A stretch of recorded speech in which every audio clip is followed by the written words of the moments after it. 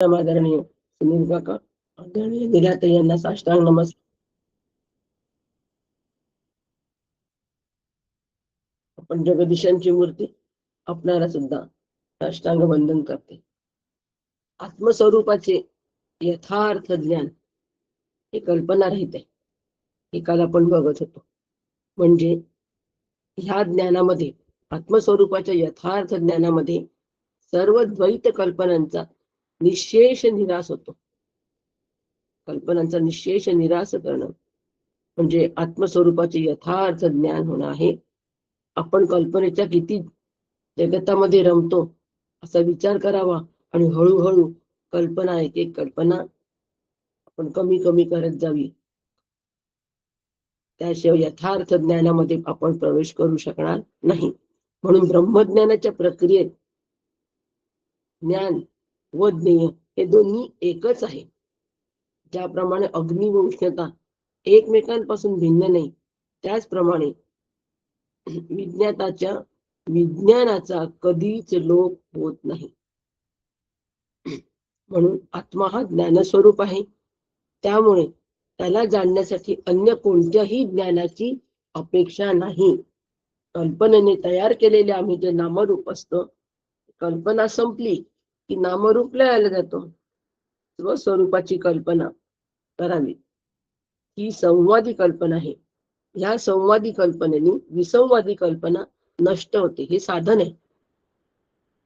यथार्थ ज्ञानासाठी कल्पना रहित होण्यासाठी हे साधन आहे. त्याआधी संवादी कल्पना करावी. नाम ध्यान तत्वज्ञान साधना असो, कल्पना लोक पावलीच पाहिजे.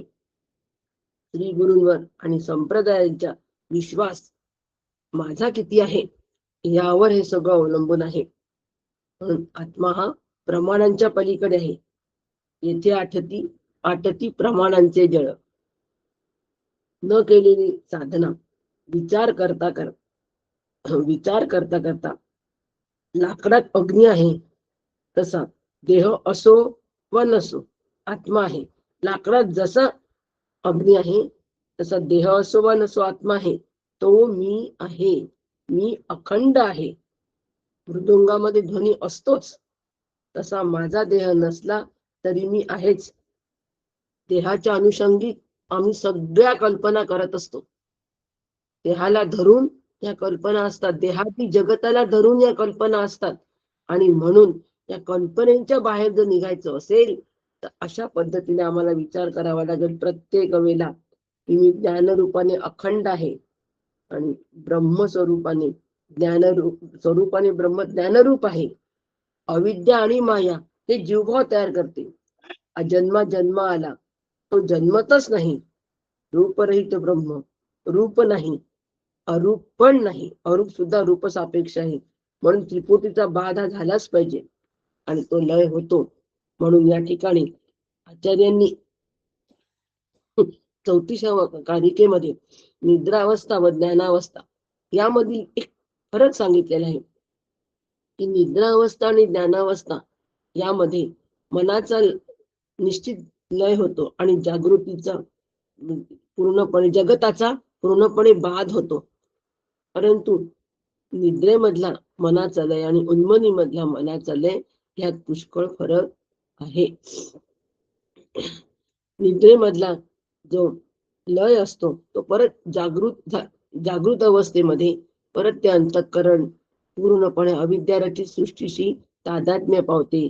पण उन्मनीमध्ये जो मनाचा लय होतो त्यामध्ये जगताचा पूर्णपणे बाध होतो, संपूर्णपणे बाध. आणि म्हणून काल सुनील काकांनी उदाहरण दिलं होतं की लहान मुलं खेळणी खेळतात, खेळण्यांमध्ये त्यांच्या कल्पना असतात सगळ्या. हे घर आहे, ही शाळा आहे, हे खेळायचं ग्राउंड आहे, असं म्हणून ती खेळणी सगळी रचत असतात. आणि त्यांचं खेळ संपला की आई सगळे खेळणे म्हणून एकत्र घेते आणि भरून ठेवते. तिच्या दृष्टीने ती खेळणी तिने त्या सगळ्या कल्पनेचा बाधच केलेला असतो आणि म्हणून तिच्या दृष्टीने ती खेळणी असतात. मुलांच्या दृष्टीने ती सगळी कल्पना असते. असं आम्ही कल्पनेचा निश्चितपणे निराश केला पाहिजे. आणि निराश केल्यानंतर ज्ञानावस्था ही जी आहे ही सुषुप्तीच्या अवस्थेप्रमाणे नाही.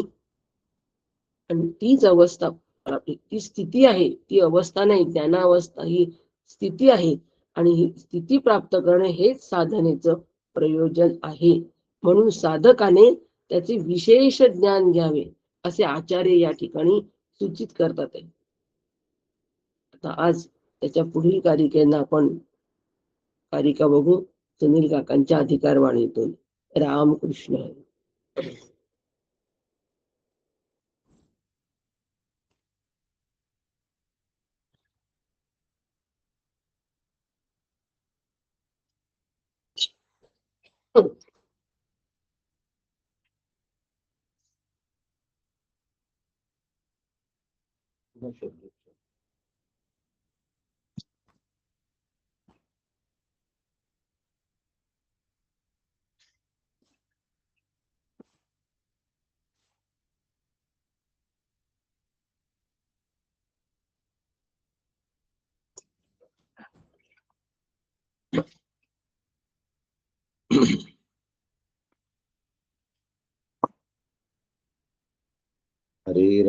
हरे राम राम राम हरे हरे, हरे कृष्ण कृष्ण कृष्ण हरे हरे.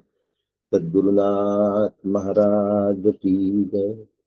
वंशी विभूषित करन्नवनीरदाभा, पीतांबरा धरुणबिंब फलाधरुष्टा, पूर्णेन्दु सुंदर मुखादरविंद नेत्रा, कृष्णात् परम किमपि तत्त्वमहं न जाने.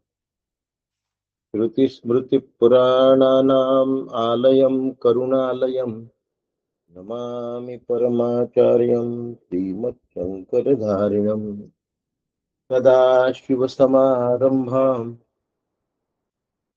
शङ्कराचार्यमध्यमाम्, अस्मदाचार्यपर्यन्तां वन्दे गुरुपरम्पराम्, वंदे गुरु परंपरा.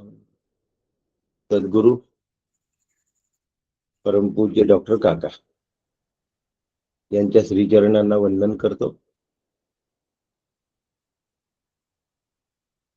परमपूज्य मंदाताई दातार यांच्या चरणी साष्टांग वंदन करतो.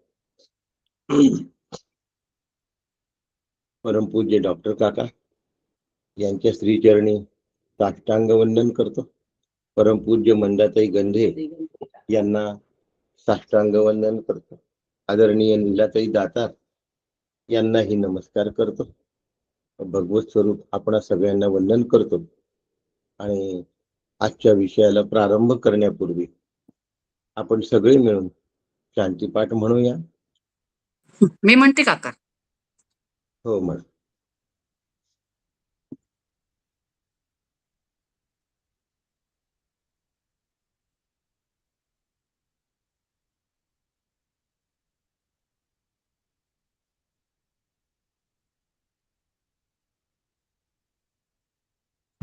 मी म्हणू का? चालेल. देवा लागी आयुष्य हितकर हो गो आम्ही, इंद्र महान कीर्तिवंत उषा अतिज्ञा. मी म्हणू का काका? कोणी म्हणा ज्यांनी सुरुवात केली असेल. कानी सद्वचन ऐकावे, यज्ञकर्मी समर्थ व्हावे, नेत्री शुभची पहावे आम्ही सदा. इंद्रिये आणि शरीर स्थिर करोनी स्तुतिपर, देवा लागी आयुष्य हितकर हो गो आम्ही. इंद्र महान कीर्तिवंत उषा अति ज्ञानवंत, चक्ररूप गरुड बलवंत अरिष्ट नाशो, जो चतुराननाचा पुत्र बृहस्पती ज्ञानवंत, आमुसे कल्याण अनंत करो सदा. सद्गुरुनाथ महाराज की जय. नमस्कार करते काका. रामकृष्ण.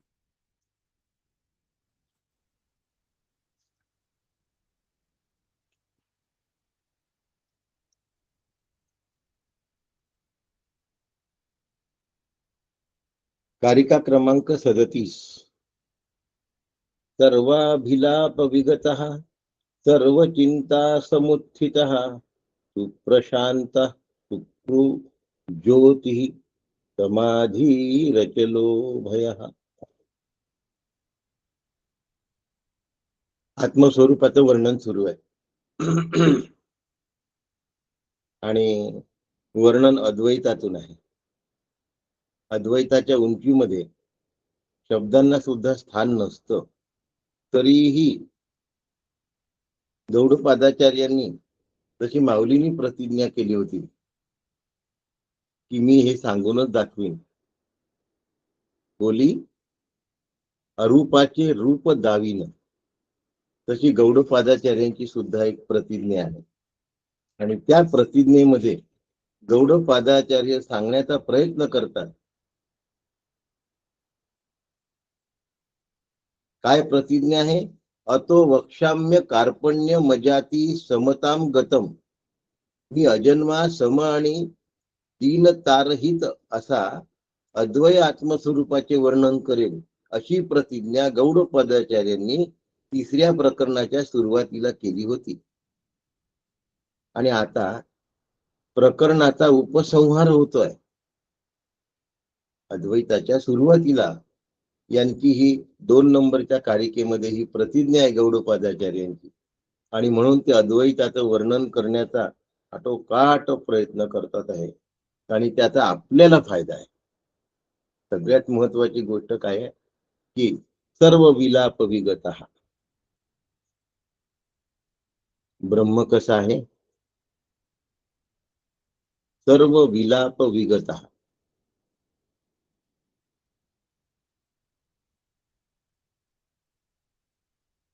विगत म्हणजे गेलेला.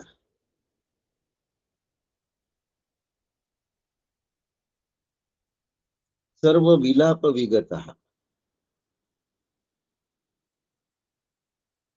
ब्रह्म इंद्रियांना कळतच नाही. इंद्रियांच्या साह्याने ब्रह्म जाणण्याचा जो प्रयत्न केला असतो, त्या प्रयत्नामध्ये इंद्रियांनी केलेले सगळे विलाप हे बाजूला पडले असतात, ते दूर सारल्या गेलेले असतात. म्हणून वाणीनी आणि इंद्रियांनी ब्रह्मस्वरूपाचं आकलन होत नाही. आता इंद्रियांनी आकलन होत नाही म्हणून त्यांना अपरोक्ष असं म्हटलंय. पण वाणीनी आकलन होत नाही, त्या ठिकाणी वाचोह वाचा सौ प्राणस्य प्राणाः असं केनोपनिषदांनी म्हटलंय की तो वाणीची वाणी आहे. बघा, अद्वैत ऐकायचं आहे, अगदी लक्ष देऊन ऐका, काळजीपूर्वक ऐका, समजून घेऊन ऐका. त्याचं कारण आहे की इंद्रिय रहित ब्रह्म वेगळेपणाने जाणणं हा सुद्धा एक निरर्थक प्रयास आहे. आणि म्हणून ते म्हणतात की ज्याला नामही नाही, ज्याला रूपही नाही, त्याचं वाणीने वर्णन कसं होईल? आणि म्हणून सर्व विलाप विगतः. सर्वाभी अशा पद्धतीने आत्मस्वरूपाचे वाणी, पंच ज्ञानेंद्रिय आणि पंच कर्मेंद्रिय यांनी कुठल्याही प्रकारचे विलाप करता येत नाही, म्हणजे व्यवहार करता येत नाही. ही उंची आहे बघा, उपनिषदाची ही उंची आहे की आता इथे वाणीनी वर्णन होत नाही, इंद्रिय हालचाल करू शकत नाही, आणि ज्ञानेंद्रिय आणि 5ही कर्मेंद्रिय, अंतःकरण सुद्धा समोर येणार आहे, काहीच नाही करू शकत.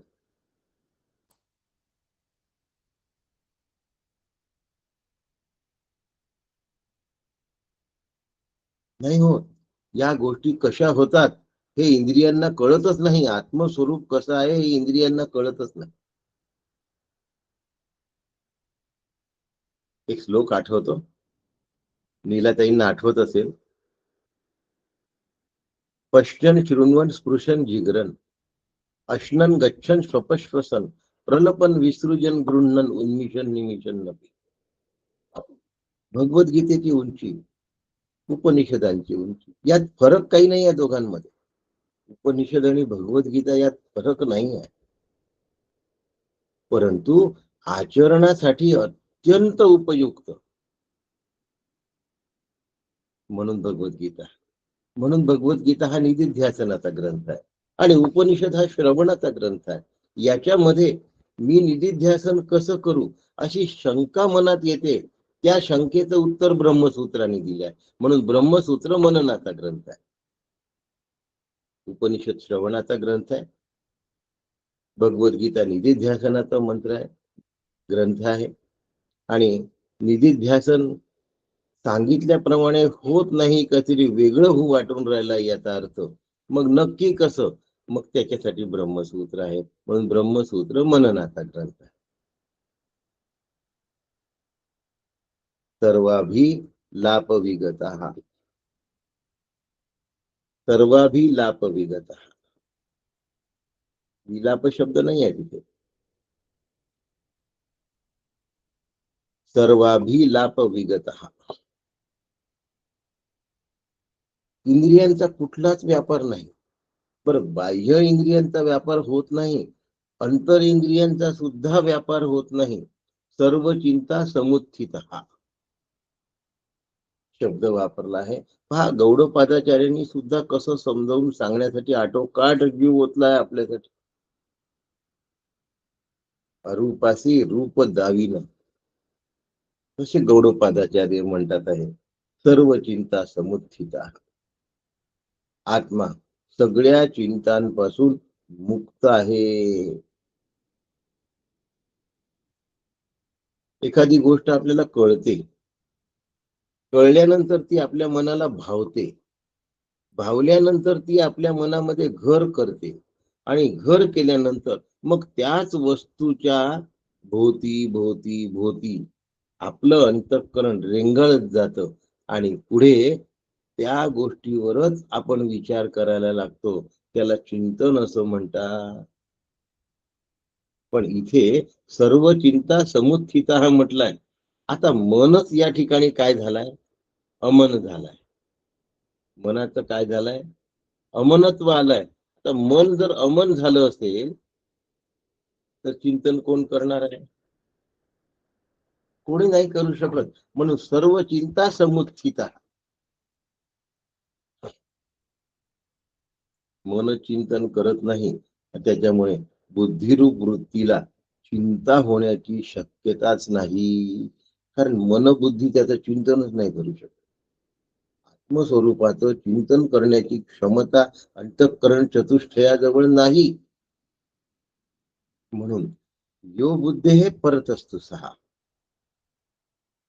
यो बुद्धे हे परत असतो सहा.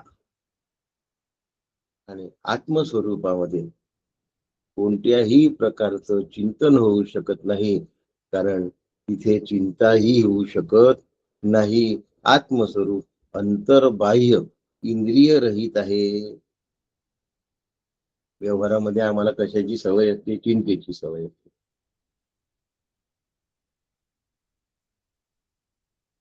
व्यवहारामध्ये आम्हाला चिंतेची सवय असते. त्याच्यामुळे सतत व्यवहारी माणूस चिंता चिंता चिंता चिंता चिंताच करत असतो. घर दार मुलं नातलं काय करू, कसं करू, स्थावर जंगम मालमत्ता, चिंताच चिंता असते. आणि परमार्थ हजारो चिंतांचा ढीग क्षणभरात बाजूला ठेवून चिंता मुक्त जीवन शिकवतो. म्हणून परमार्थामध्ये चिंता नावाची गोष्ट अस्तित्वातच नाही. परमार्थामध्ये चिंता नावाची गोष्ट अस्तित्वात नाहीये. म्हणून मग निराशा नाही, उद्विग्नता नाही, हताशा नाही, ह्यातलं काहीच नसतं. आमच्या जीवनात ह्या गोष्टी कायम चालू असतात. निराशा, हताशा, चिंता, सुरू झाले की नाही?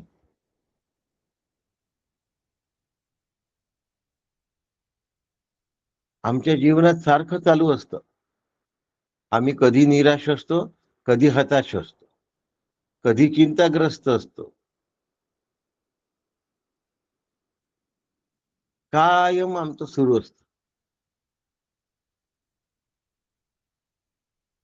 आत्मा चिंता रहित आहे, कारण तो बुद्धीच्या पलीकडे आहे. चिंतांनी भरलेलं मन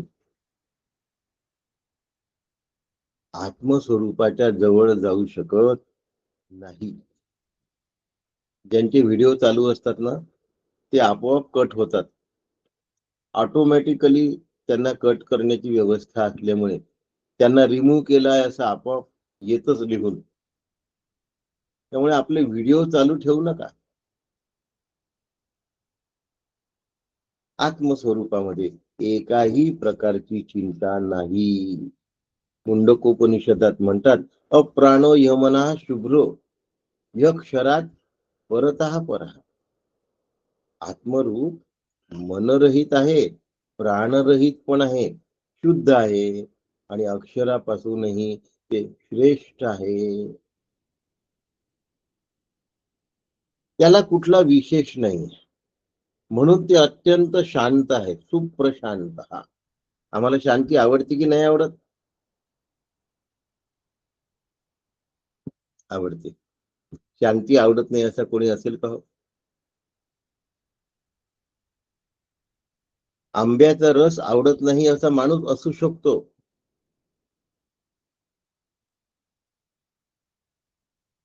आता पिण्याचा विषय आहे म्हणून सांगतो.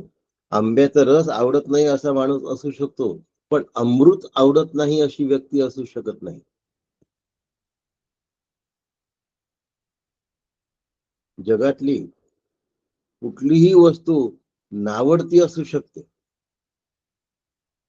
पण शांती कोणाचीही नावडती असू शकत नाही. शांती सगळ्यांची आवडती आहे. शांती नको असा कोणीच नाही. म्हणून प्रशांत हे शांतीचं वर्णन आहे. प्रशांत मनसम येनम योगिनम सुखमुत्तम उपैति शांत रजसम ब्रह्मभूत मकल्मष.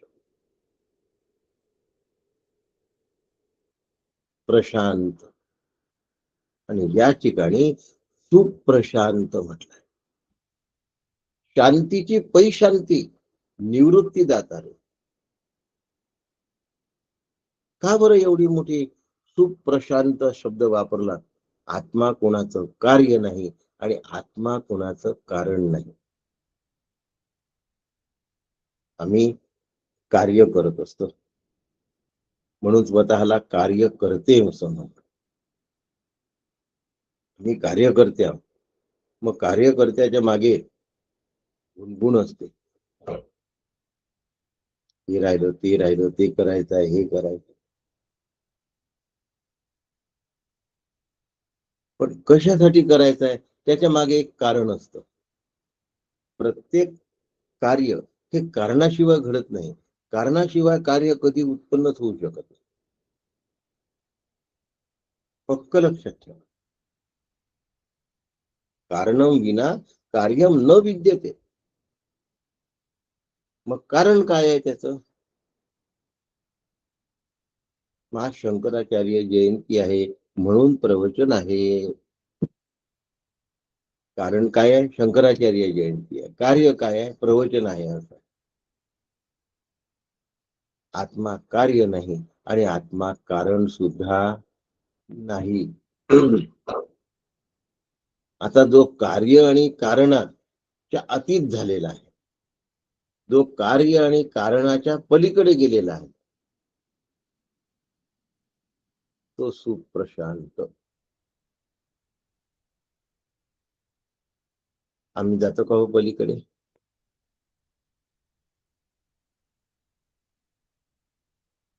जे करायचं असेल ते मला विचारल्याशिवाय करू. मी जरी इथे खाटेवर असले तरीही अलमारीच्या किल्ल्या मी माझ्या उशाशी ठेवेन, नाहीतर पदराला बांधून ठेवेन.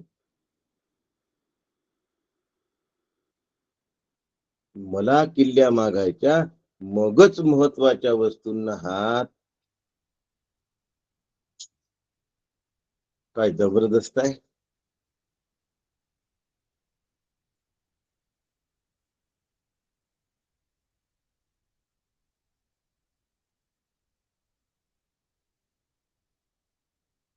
कार्य कळलं की त्याच्या मागे कारण असतं. आज मतदान आहे बंगालमध्ये.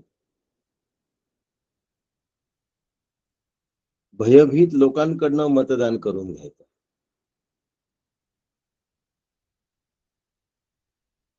काय झालेलं आहे, परिणाम काय झालाय, कार्य काय झालाय, सगळेजण भयभीत झालेले. भयभीत लोकांकडून कार्य करून घ्यायचं आहे. मग त्याच्यासाठी काय करावं लागेल? त्या डीजीपीला 6 महिने एक्सटेन्शन देऊन टाकले. सीआरपीएफ चे जवान 60 दिवस एक्स्ट्रा राहणार आहेत निवडणुकांच्या नंतर सुद्धा. 60 दिवस. कारण भय. कार्य सीआरपीएफ जवान. डीजीपीची 6 महिने अपॉइंटमेंट. कार्याच्या मागे नेहमी कारण. आणि आत्मस्वरूप कार्यही नाही आणि कारणही नाही, म्हणून तो अत्यंत शांत आहे, म्हणून तो प्रशांत आहे, म्हणून तो सुप्रशांत आहे. कारण नसल्यामुळे सुशब्द वापरला, कार्य नसल्यामुळे प्रशांत शब्द वापरला. आणि व्यत्यय नसतो तेव्हा शांत म्हटल्या जात. शांत, प्रशांत आणि सुप्रशांत. म्हणून आत्मस्वरूपामध्ये कोणत्याही प्रकारचा विक्षेप, अस्थिरता निर्माण होत नाही. म्हणून आत्मा कसा आहे? सुप्रशांत. विक्षेप होत नाही म्हणजे सर्व चिंता समुत्थिता, समूळ उखडून टाकलेल्या आहेत. म्हणून आत्मा प्राणरहित आहे, लक्षणरहित आहे. आणि असा तो असल्यामुळे तो समाधीचा अधिकारी आहे. समाधी आत्मस्वरूपाला लागते. म्हणून आत्म्याला समाधी हा शब्द सुद्धा आहे, काही ठिकाणी म्हटलं गेला आहे.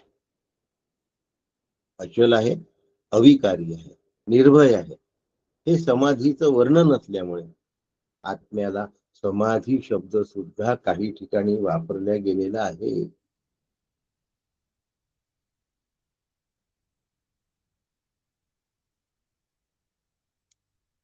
जीव जो अविद्या विशिष्ट साभास चेतन आहे, तो जेव्हा परब्रह्माच्या ठिकाणी एकरूप होतो त्यावेळेला ती स्थिती समाधी असल्याचं सांगितलं जातं. याचा अनुभव आम्हाला घ्यायचा आहे आणि तो अनुभव निर्भयतेतून येतो. तो अनुभव निर्भयतेचं रूपांतर अभयतेत झाल्यानंतर होतो. तो अनुभव अचल आणि अविकारित्वाने येतो. मग पहिल्यांदा साधन करताना विक्षेप थांबायला हवे ना.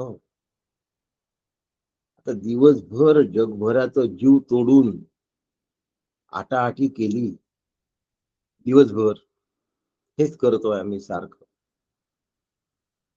हा असा तो तसा, यांनी असं केलं त्यांनी तसं केलं. इकडेच ज्याचं लक्ष असतं ना, तो शांतीकडे तरी कसा जाईल?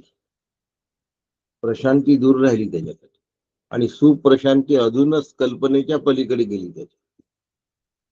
तो शांतीकडे तरी कसा जाईल? मला जर शांत व्हायचं असेल तर मला अचल व्हावं लागेल. माझं अंतःकरण कसं व्हावं लागेल? स्थिर करावं लागेल. होतं का हो अंतःकरण स्थिर? याचं उत्तर आहे बरं का. फक्त 2 कारिका अजून झाल्यानंतर याचं उत्तर आहे.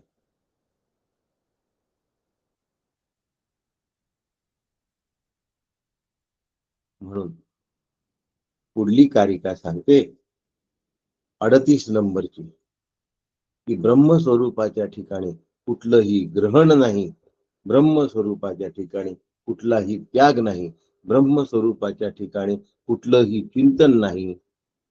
म्हणून ब्रह्म काही चिंतन करत नाही, काही घेत नाही, काही सोडत नाही. निर्माण झालेले सम असे ज्ञान सहजच आहे. आता कुठलीही गोष्ट म्हटली, एक तर त्याचं ग्रहण असतं, नाहीतर त्याचा त्याग असतो. त्यागाला उत्सर्ग असं म्हणतात. नोत्सर्ग चिंता. घेण्याला ग्रहण असं म्हणतात, हे आम्हाला माहिती आहे. पाणी ग्रहण, अन्न ग्रहण, पदक ग्रहण,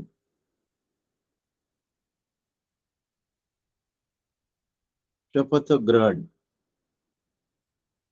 ग्रहणाला समारंभ असतात, उत्सर्गाला समारंभ नसतात.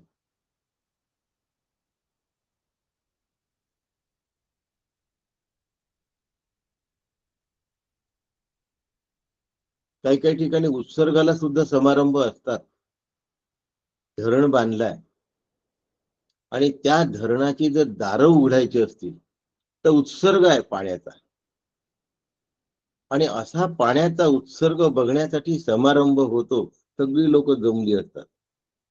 पण आत्म्याला ग्रहणही नाही आणि आत्म्याला उत्सर्ग सुद्धा नाही, म्हणजे त्याग सुद्धा नाही. कारण आत्मा स्पर्शरहित आहे.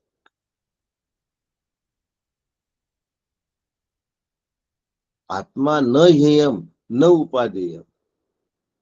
आत्मा त्याज्यही नाही आणि आत्मा ग्राह्य पण नाही. म्हणून ग्रहणही नाही आत्म्याचं आणि त्यागही नाही आत्म्याचा. का बरं नाही? कारण त्याच्यामध्ये विकार नाही, त्याच्यामध्ये अवयव नाही. आणि दुसरी गोष्ट, ब्रह्मा व्यतिरिक्त दुसरी कुठलीच गोष्ट अस्तित्वात नसल्यामुळे ब्रह्मात विकार होण्याची शक्यता नाही. ब्रह्माची निर्मिती झाल्या नसल्यामुळे ब्रह्माचा अंत नाही, आणि म्हणून मध्ये ब्रह्माची वाढ आणि घट दोन्ही पण नाही.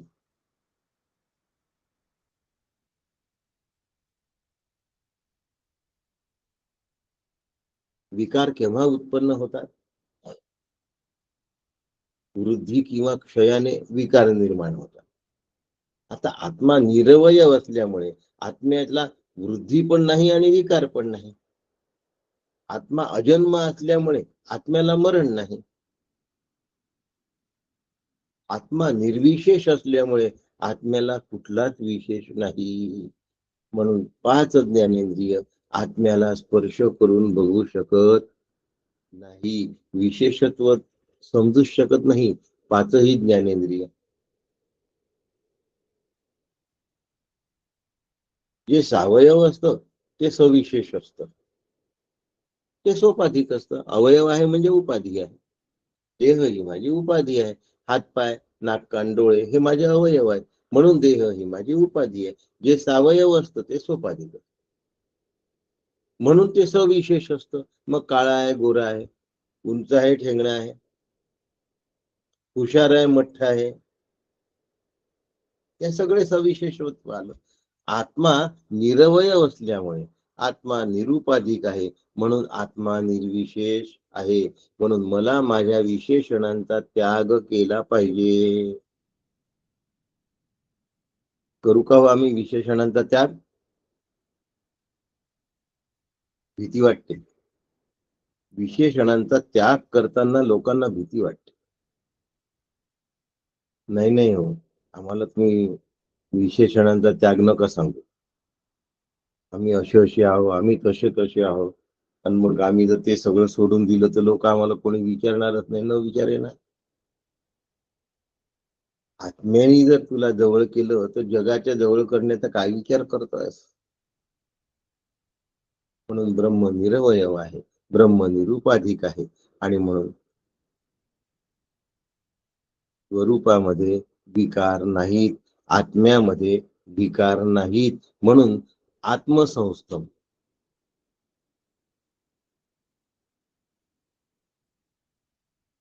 आत्मसंस्थम तदा ज्ञानमयाति समतां गतम्. आत्मसंस्थम आठवत असेल तुम्हाला, गीता आठवायची. आत्मसंस्थम मन कृत्वा.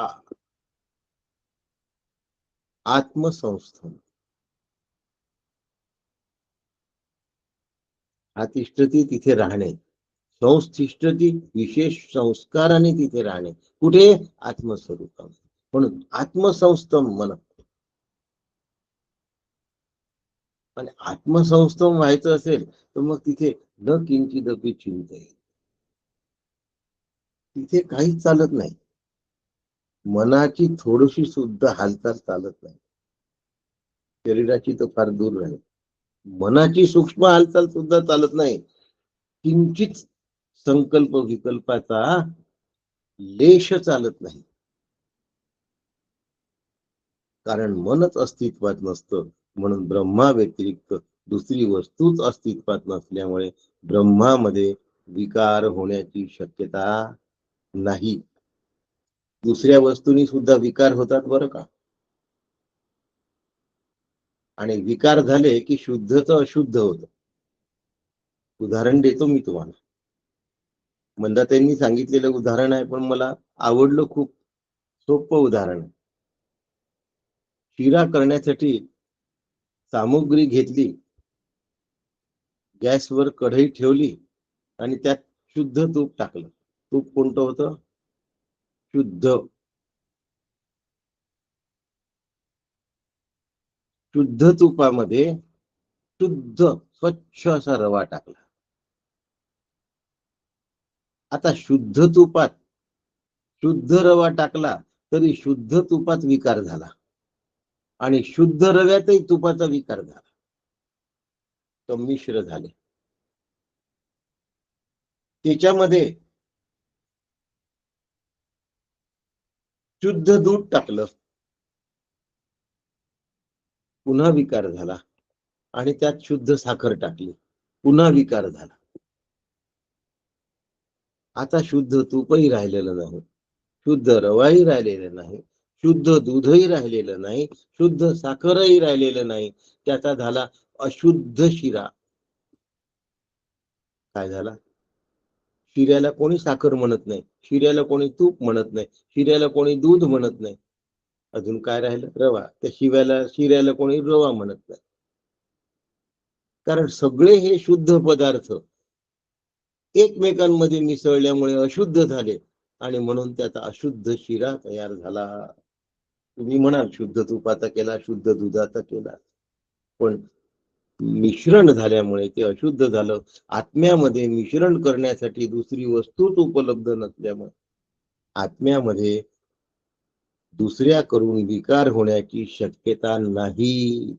आणि आत्मा स्वतः अविकारी आहे, कारण निरवयव आहे. त्यामुळे आत्म्याकडून आत्म्यात विकार होत नाही, दुसऱ्याकडूनही दुसरी वस्तू अस्तित्वात नसल्यामुळे आत्म्यात विकार होत नाही. आणि म्हणून जर आत्मा निर्विकार असेल तर मला माझ्या मनाला सुद्धा निर्विकार सांभाळून, निर्विकार कसं व्हायचं? समभाव. भव समचित्तः सर्वत्र स्वम वांछसी नान्यत अचिराद विष्णुस्वम. भव समचित्त, सर्वत्र सदा सम, सहज समभाव झालं पाहिजे चित्त. हा माझा, तो तुझा असं होता कामा नये. चित्त समभावात राहिलं पाहिजे. आणि आमचं तर विषम भावामध्ये असतं. मग आत्मसंस्थम कसं होईल? आणि म्हणून ते ज्ञान, असं ज्ञान प्राप्त झालं पाहिजे जे उपनिषदांनी दिलं. आणि असं ज्ञान न होता जो मरून जातो तो कृपण, तो कंजूष. आणि याला कंजूष कोणी म्हटलं आहे? ऐऱ्या गैऱ्यांनी नाही, याज्ञवल्क्यांनी म्हटलं. आत्मस्वरूपाचं मी आत्मा आहे असं ज्ञान न होता जो मरून जातो तो कृपण आहे.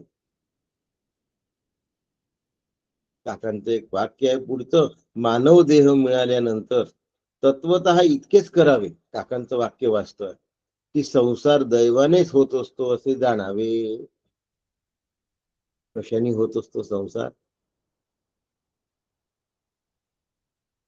न कर्तृत्वम न कर्माने. थोडक्यात माझं काही कर्तृत्व नाही, माझा कर्म मी करतो हा सुद्धा एक भास आहे. लोकस्य सृजती.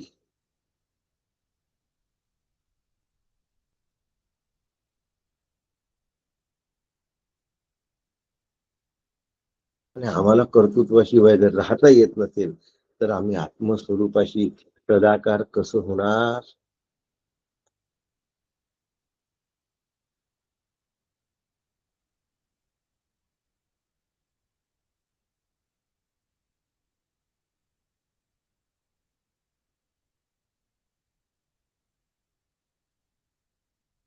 यो वा एतदक्षरम गार्ग्यम विदित्वा मा लोकात प्रैती सकृपणः, असं बृहदारण्यक उपनिषदामध्ये याज्ञवल्क्यांनी म्हटलंय. कोण आहे कृपण? गार्गीला सांगतात सकृपणः. कोण? यो वा एतदक्षरम, या अक्षराचा ज्यांनी अभ्यास नाही केला, अनुभव नाही घेतला. कोणतं अक्षर आहे हो? ओम इत्येकाक्षरम. ओम इति एकाक्षरम, एतदक्षरम. ओम इत्येकाक्षरम ब्रह्म व्याहरण मा मनुस्मृत. स प्रयाती समद्भावम याती, तो माझ्याच भावाला येऊन मिळतो. आणि नास्त्यत्र संशय, इकडे तिकडे जाण्याचा काही कारण नाही, तिथे संशयच नाही. असा येऊन मिळू शकत असताना जर मानव देहामध्ये आत्मा प्राप्त नाही केला आणि सगळं केलं, उत्तुंग कार्य केलं, तरीही तो कृपण. या उलट विवेकी पुरुष आत्मज्ञानाच्या साह्याने श्री गुरूंच्या मुखातून आत्मज्ञानाची प्राप्ती करून अद्वय आत्म्याची, एकत्वाची, अद्वैत्वाची दृष्टी प्राप्त करतो आणि कृतकृत्य होऊन ब्रह्मस्वरूपामध्ये स्थित होतो. म्हणून अस्पर्श योग सांगतात आहे गौडपादाचार्य 39 नंबरच्या कारिकेमध्ये.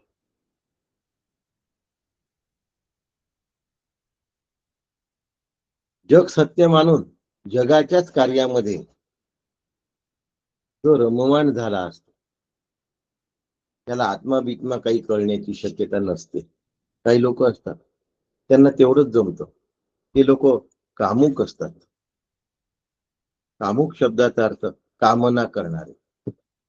कामुक व्यक्ती हा सतत विषय आणि विषयांचा उपभोग याच्यामध्ये रात्रंदिवस रममाण झालेला असतो.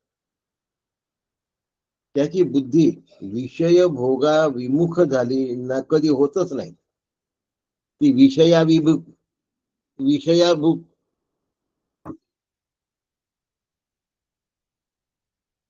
विषयाकडेच त्याचं लक्ष असतं सतत.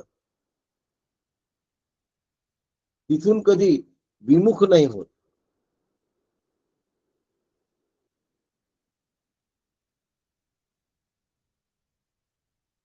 म्हणून मग तो कर्म करतो तरी कामनेसाठीच करतो. अशा लोकांना अस्पर्श योग प्राप्त होण्याची शक्यताच नाही.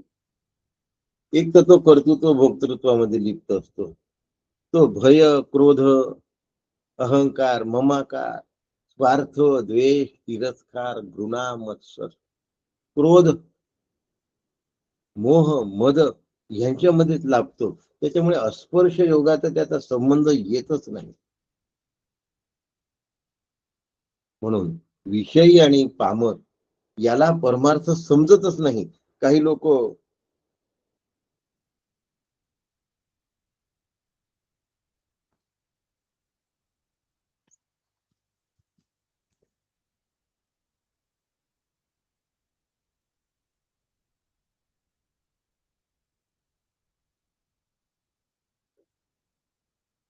विषयी आणि पामर याला परमार्थ नाही कळत.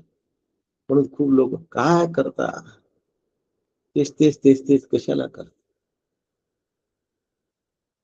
म्हणून साधन चतुष्टय संपन्नता हा अधिकार लागतो. मेडिकलला जाण्यासाठी, इंजिनिअरिंगला जाण्यासाठी जशा त्याच्या पीईटी आणि पीएमटी असतात, IIT ला जाण्यासाठी जशा त्यांच्या परीक्षा असतात, तशा परमार्थात येण्यासाठी साधन चतुष्टय संपन्नता हा अधिकार कमवावा लागतो. त्या परीक्षा देऊन जो अधिकार मिळवतो तो मग पुढच्या कार्यक्रमाला लागतो. शमदमादी आचरण त्याच्यासाठी कष्ट घ्यावं लागतात, तेव्हा मग तत्वम पदार्थ शोधनापर्यंत माणूस जाऊन पडतो. पण एवढं सगळं करताना वैराग्याची भीती वाटते लोकांना. वैराग्यामध्ये सर्व गोष्टींचा त्याग आहे. वैराग्याचीच भीती वाटते. मी जर सगळे पैसे देऊन दिले तर कसं होईल. खरी वाटते बरं का, नाही तर देऊन पहा. दिल्यावर माझ्याकडे येऊ नका. द्यायच्या आधीच तयारी होत नाही. आपल्याच घरामध्ये आलेला पाहुणा असतो आणि जाताना त्यालाच द्यायचं असतं. कसं देतो हो आपण. कमी खर्चात मोठं दिसलं पाहिजे असं देतो. खर्च कमी पण दिसायला काय वाटलं पाहिजे, अरे वा काय दिलंय यांनी.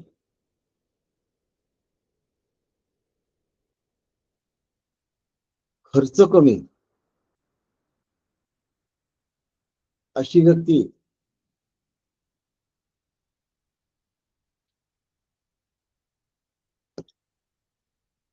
वैराग्य संपन्न होऊ शकेल का हो. म्हणून काकांनी ते वाक्य लिहिलंय की अशा व्यक्तीला वैराग्य हो असं म्हणणं, ममत्व टाकून दे असं म्हणणं, ते आत्महत्या कर असं म्हटल्यासारखं वाटतं आणि भीती वाटते त्याला. आत्महत्या कर असं म्हटल्यासारखं वाटतं, त्याची त्याला भीती वाटते.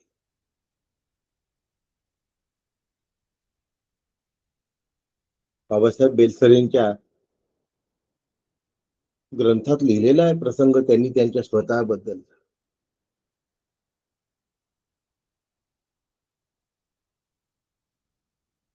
वैराग्य ही साधारण गोष्ट नाही. वैराग्य म्हणजे लंगोट बांधून फिरणे नव्हे.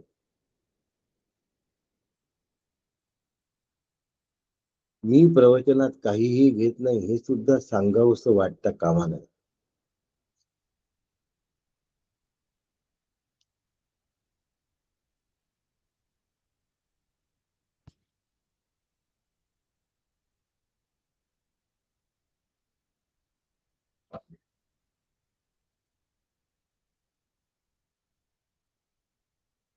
वैराग्याची भीती वाटते.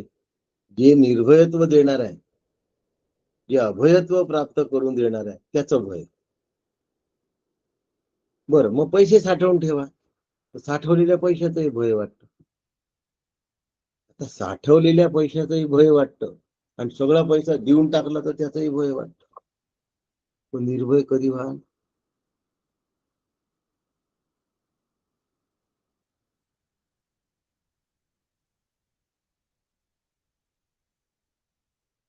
सगळीकडे भय. परमार्थ निर्भयत्व शिकवतो. परमार्थाचा अभ्यासाने धैर्य येतं हो. कौमारम यौवनम जरा तथा देहांतर प्राप्ती धीरस्तत्र न मुह्यती तो नाही होत विचलित. शरीर बदलण्याच्या स्थितीत सुद्धा तो विचलित नाही.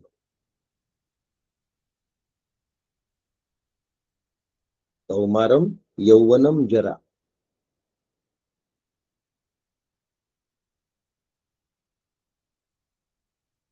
आधी काय आहे त्याच्या, कोणाला आठवत असेल तर सांगून द्या. बाल, तारुण्य आणि वृद्धकाळ आणि त्यानंतर शरीराचा त्याग तथा देहांतर प्राप्ती धीरस्तत्र न मुह्यती. तिथे नाही विचलित होत. शरीरचा त्याग करत असताना सुद्धा तो नाही होत. कसा त्याग करतो? वासांसी जीर्णानि यथा नवानी गृह्णापि नरोपर. वस्त्र बदलतो तसा त्याग करतो, नाही तिथे विचलित होत. याला शूर म्हणतात, याला वीर म्हणतात, याला धैर्यवान म्हणतात. आमच्या जवळ ॲटम बॉम्ब आहे, आम्ही तुमचा नाश करू शकू, हे काय शूरवीर आहेत का?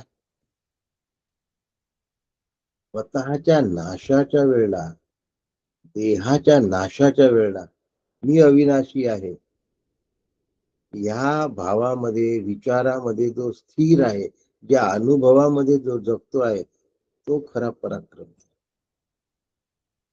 असो,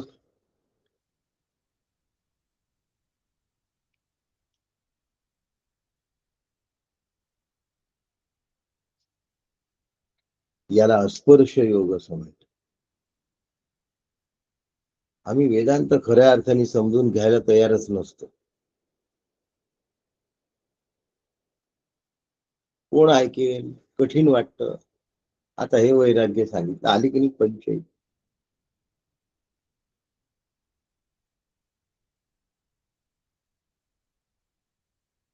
इतकोस जवळ तर द्यायला कोणी तयार होत नाही.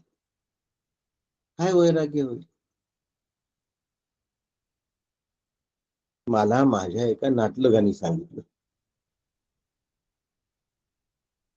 घडलेला किस्सा आहे म्हणून फक्त नाव नाही सांगत. सुनील भाऊ, मामाला तुझ्यासारखं जगायचंय, तुझ्यासारखं व्हायचंय. हा नाही, सहसा नातलग या क्षेत्रात नसतात बरं का जवळ. दिसत असले तरी, हसत असले तरी.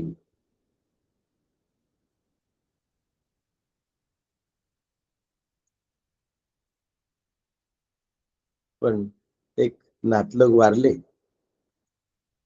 त्याचे आजोबा होते आणि माझे आजोबा. ते म्हटलं निरोप एवढा नागपुरात. जाऊन निरोप, तेव्हा फोन नव्हते एवढे. जाऊन निरोप दिला तर पेट्रोल खर्च होईल म्हणून दुसऱ्याला निरोप द्यायचा, त्याला म्हणायचं तू त्यांना सांग, त्यांना म्हणायचं तू त्यांना सांग, स्वतः नाही जायचं, कारण पेट्रोल खर्च होईल, शरीराला त्रास होईल, पेट्रोलचा नाश होईल. कसं वैराग्याकडे वाटचाल करणार? कशी वैराग्याकडे वाटचाल होणार? आणि मग अहम ब्रह्मास्मी फार दूर राहील. श्लोक सांगू? होय. कौमार देहिनोऽस्मिन् यथा देहे अस्मिन् यथा देहे कौमारम यौवनम जरा हा. तथा देहांतर प्राप्ती धीरस्तत्र न मुह्यती. अगदी बरोबर. यथा देहे एवढा शब्द राहिला होता माझा. हो. धैर्य इथे लागतं.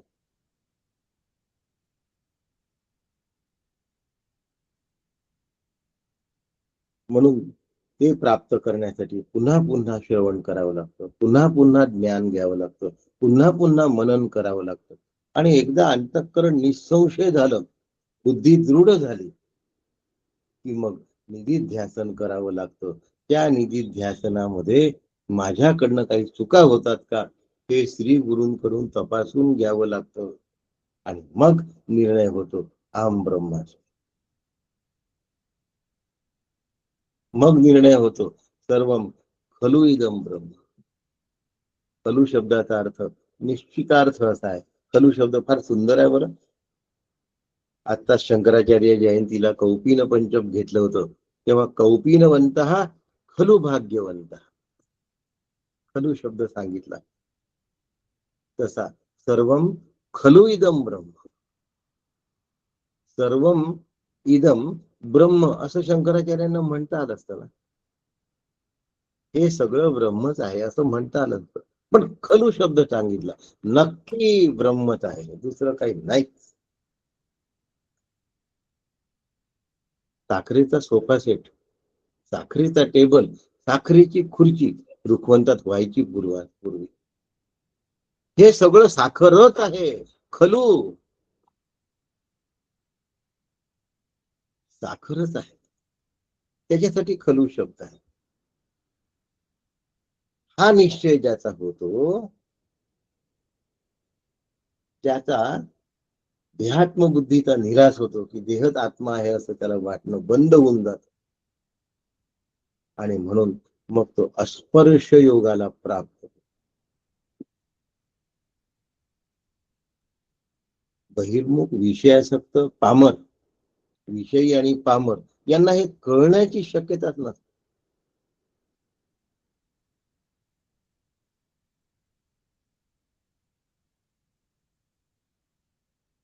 वेदांताचं वर्षानुवर्ष श्रवण घडतं आणि दुसऱ्या बाजूनी अंतःकरणात भोग वासना उसळत असतात. कनक, कंचन आणि कामिनी.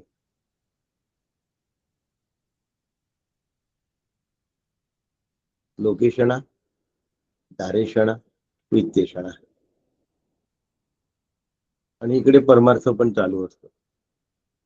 जपही चालू आहे, ध्यानही चालू आहे, थोडासा वेळ काढून थोडीफार साधनाही करणं चालू आहे. आणि मला अनुभव आला नाही असं म्हणण्याची तक्रारही. आणि मग वेदांत एवढं सगळं करून आम्हाला का मिळत नाही असंही म्हणायला तयार. सुंदर वाचायला मिळालं मला की इकडे मनोबुद्धी हंकार चित्तानी नाहम म्हणायचं, चिदानंद रूप शिवोहम शिवोहम म्हणायचं. आणि शरीराला थोडसही काय झालं की लगेच रडा पडी ओरडा आरडी. या सगळ्या गोष्टी करायच्या.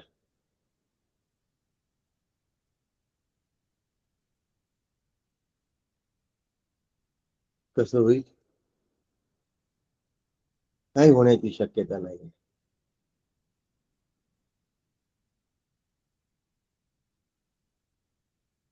काहीच होण्याची शक्यता नाही.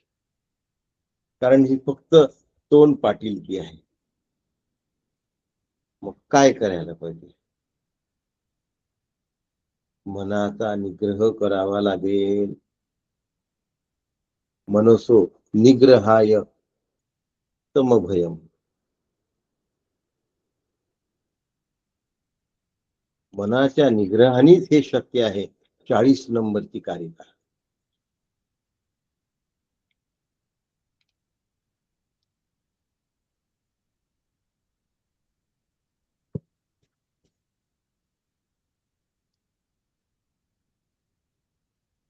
घेऊया का 5 मिनिटं? आहेत आपल्याजवळ.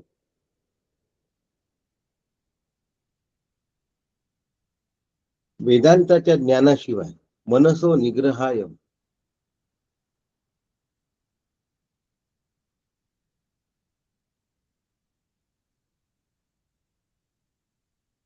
मनाच्या निग्रहाशिवाय सर्वश्रेष्ठ ज्ञान मिळण्याची शक्यताच नाही.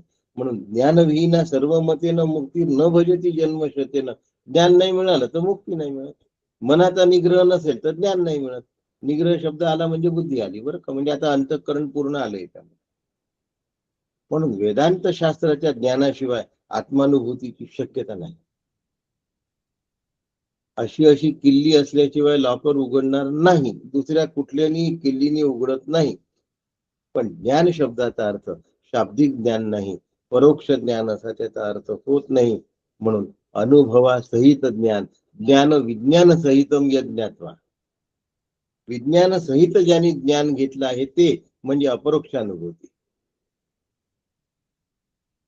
वेदांतो नाम उपनिषद प्रमाण. हा उपनिषद सांगतो त्याला वेदांत असं प्रमाण आहे उपनिषद. आणि वेदांत शास्त्र हे आत्मज्ञानाचं प्रमाण आहे. रज्जूला ज्याप्रमाणे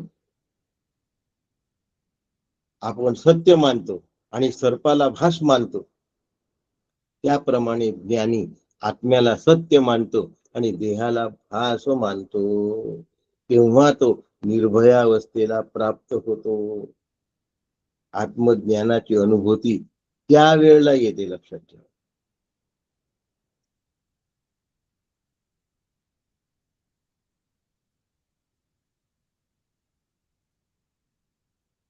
पण जर असं नसेल तर मनाला प्राधान्य दिलं की मनाने फसवलंच म्हणत. मन फार द्वाड आहे, मन वढाळ वढाळ.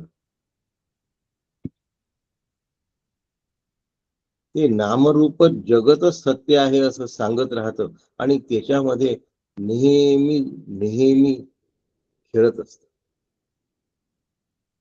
द्वंद्वरूप दुःख असून सुद्धा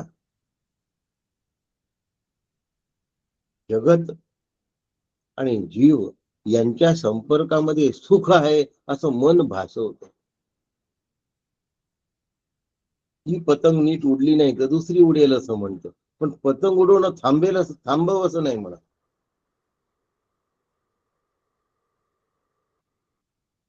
अत्यंत लीलया एका विषयातून दुसऱ्या विषयामध्ये प्रवेश करणं हा मनाचा हातोटी आहे, मनाची कौशल्य आहे मनाचं. लीलया एका विषयातून दुसऱ्या विषयामध्ये. आत्ता पेन या विषयावर बोलताय, थोड्या वेळात ते फेविकॉल या विषयावर एका मिनिटात चाललं जाईल. आपल्याला कळणार सुद्धा नाही की मन कधी स्विच झालं इकडून तिकडे. स्टंटिंग म्हणतात त्या. इतकं सहजगत्या ते विषयांवरून विषयांमध्ये उडी मारतं.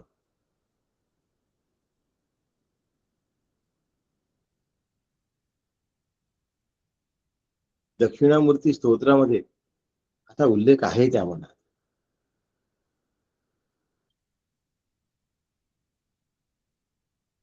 आणि म्हणून अत्यंत द्वाड आणि चंचल मन अक्षय शांतीला कसं जाऊन पोचेल.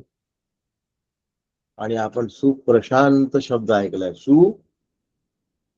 शांत त्याला प्र लावला आणि त्याला अजून सु लावला. सुप्रशांत दोन उपसर्ग लावले आहेत शांत शब्दाला. शांतच तर कठीण आहे, प्रशांत किती कठीण आहे. सुप्रशांत त्याही पेक्षा. मी एकमेव अद्वितीय आहे, त्याशिवाय दुसरे कोणी अस्तित्वातच नाही, तेव्हा सुप्रशांती येते. लक्षात ठेवा. याला मोक्षाख्य शांती असा सुद्धा एक शब्द आहे.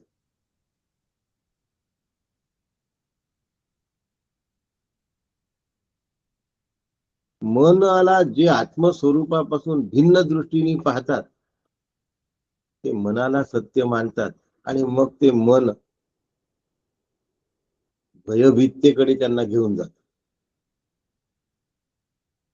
एकटा असला तर मी एकटा आहे म्हणून काय होईल, आणि सगळ्यांमध्ये आहे तर हे सगळे माझ्यावर उलटले तर माझं काय होईल. म्हणजे दोन्हीकडून त्याला भय येतं. ट्रेन मध्ये बसलाय, आता सगळी ट्रेन फुल आहे, एवढे सगळे आहेत, कसं होईल. कुणीच नाही बोगीमध्ये, मी एकटाच आहे, मग आता कसं होईल. दोन्हीकडून मनाला भय येत आहे.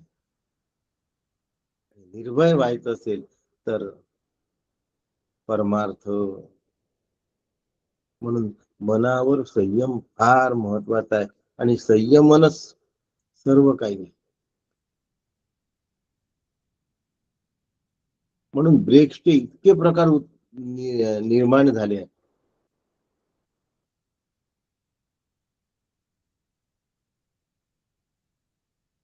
पण मनाचा ब्रेक उत्तम ब्रेक हे वाक्य अजून जसंच्या तसं टिकवून ठेवलेलं आहे.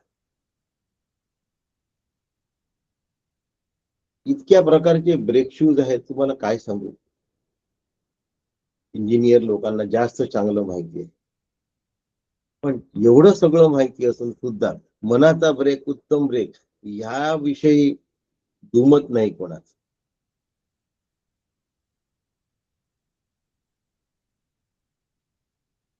असं मन क्षणभर जर शांत झालं तर आम्हाला आत्मानुभूती आली असं वाटतं, पण ती आत्मानुभूती नसते.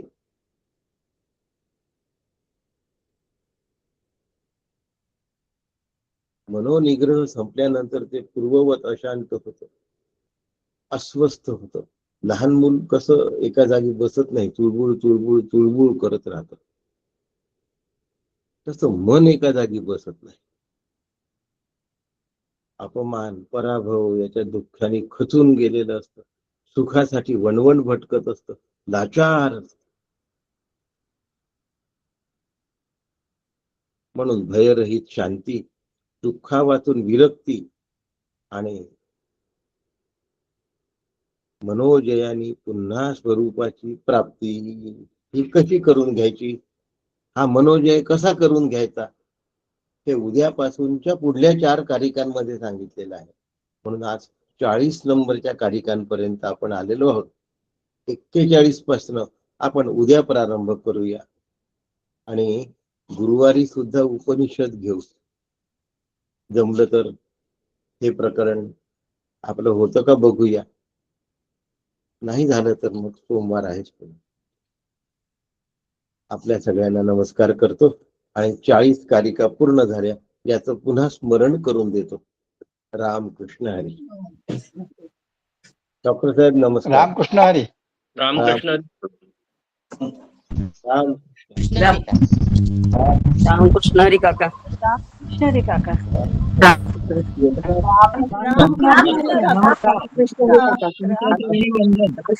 रामकृष्ण हरी काका. रामकृष्ण हरी.